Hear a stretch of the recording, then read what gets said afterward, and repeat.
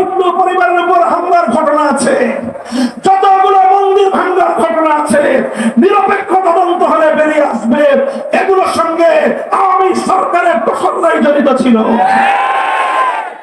এখন আর সেই নাটকের নায়ক নায়িকারাও নাই, বাংলাদেশের সংখ্যালঘু নির্যাতনের নাটকও নাই।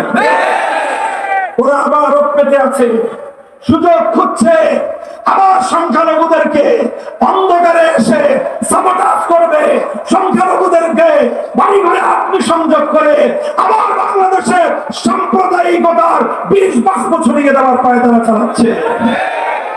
আমি সংখ্যালঘু ভাইদেরকে বলি, ইসলাম এক উদারতার ধর্ম, ইসলাম সংখ্যালঘুদের সর্বোচ্চ নিরাপত্তা দেওয়ার ধর্ম।